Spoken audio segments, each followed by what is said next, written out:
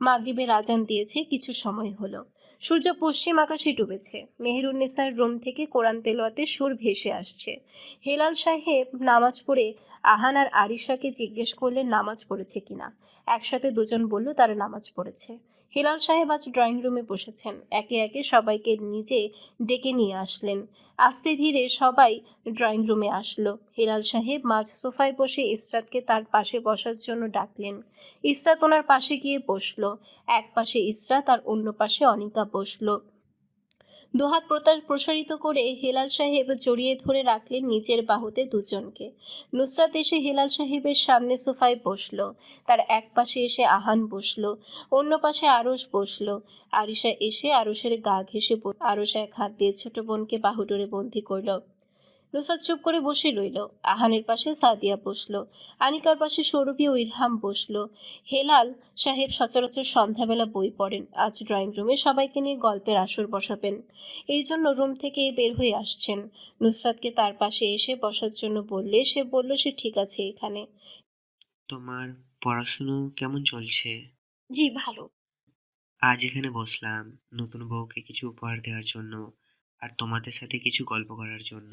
হেলাল সাহেব তার ট্রাউজারের পকেট থেকে টাকার বান্ডিল বের করে ইসরাতের হাতে দিলেন। ইসরাতের লজ্জায় গাল লাল হয়ে গেল।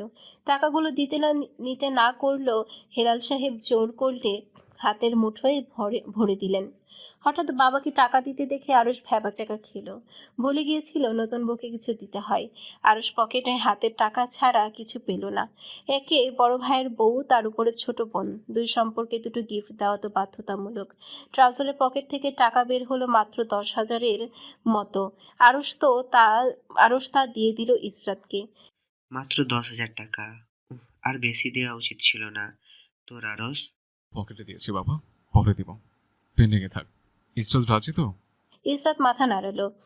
নুসরাত, তুমি কিছু দিবে না? আরশ ফোরন কাটলো কথা বলার মাঝে। কি দিয়েছে? সকালে খামচে দিয়েছি ইসরাতকে। হেলাল সাহেব চোখ ছোট ছোট করে তাকালেন নুসরাতের দিকে। নুসরাত দাঁত চেপে বসে রইল, কোনো কথা বলল না, শুধু মনে মনে গালি দিল। শালা খচ্চর, কপালে বউ জুটবে না। আমার অভিশাপ লাগবে তোর উপর। মানুষের সামনে আমায় লজ্জা দিচ্ছিস? ওহ নো নুসরাত, ভুলে যাস কেন? লজ্জা বলতে তোর ডিকশনারিতে কিছুই নেই। তাহলে তো তোকে বেশি গিফট দিতে হবে নুসরাত। সময় হলে দিয়ে দিব। অনিকা শুধু অবাক হয়ে এদিক থেকে সেদিকে তাকালো। বড় আপুকে এত গিফট দেওয়ার কারণ কি সে বুঝলো না, তাই জিজ্ঞেস করলো। আপুকে এত গিফট কেন দেওয়া হচ্ছে? অবাক হয়ে জিজ্ঞেস করলেন হেলাল সাহেব। তুই জানিস না? তোর মা কিছু বলেননি? জি না। গতকাল রাতে জাহিন আর ইসরাতের আকদ হয়েছে। অনিকার মুখ কালো হয়ে গেল, মুখে কুলো পেটে বসে রইল। মেহেরুন্নেসা লাঠিতে ভর দিয়ে টুকটুক শব্দ করে ড্রয়িং রুমে আসলেন। হেলাল সাহেব মাকে নিচের পাশে বসার জন্য বললেন। তুমি তোমার পোলার বউ লইয়া বসছো, বউ আমারে ডাকো কেন? আমি বুড়ি মানুষ, একখাইনে বসলেই হয়। মেহেরুন্নেসা গিয়ে বসলেন। রহিমাকে ডাক দিলেন। ওই রহিমা, কই মরলি? আমার পান সুপারি বাটি নিয়ে আয়, আর বৌদির গিয়া কইয়া আয় খাবার কিছু স্ন্যাক দেওয়ার জন্য। দাদি স্ন্যাক না, স্ন্যাক্স হবে এটা। অত শুদ্ধ কইয়া কি হইব? একটা কইলেই তো হয়, তোমাগো বুঝলেই হইব। মেহেরুন্নেসা নিজের গলার চেন খুলে ইসরাতের হাতে এগিয়ে দিয়ে বললেন। এই নাও তোমার গিফট। আমার বুড়ির কাছে আর কিছু নাই, এইটা নিয়ে খুশি থাকো। দাদি, এসবের প্রয়োজন ছিল না। হয়েছে, আর এইসব কওয়া লাগতো না। মনে মনে খুশি হইতেছ, এইটা আমি জানি।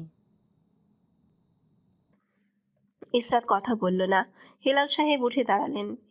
তোমাদের সাথে গল্প করতে আসলাম, আর একটা কাজের কথা মনে হলো। যাই, নাছিরকে একটা কল দিয়ে আসি। হেলাল সাহেব চলে গেলেন নিজের রুমে। দাদি আমার বউর জন্য কিছু রাখনি, তোমার বড় নাতির বউকে দিলে আর আমার বউকে দেবে না? এটা তো মানা যায় না, এটা গুরু অন্যায়। বিয়ে করার আগে বউ পাগলা হয়ে গিয়েছে। ওরে আমার বিয়ে বউ পাগলা নাতি, তোর বউরে না দিলে কি হইব? তুই কিনা দিবি তোর বউরে? তোর টাকা পয়সার অভাব আছে নাকি? সেটা না, তুমি বড় ভাইয়ের বউকে দিবা, ছোট ভাইয়ের বউ আমার বউকে কেন দিবা না?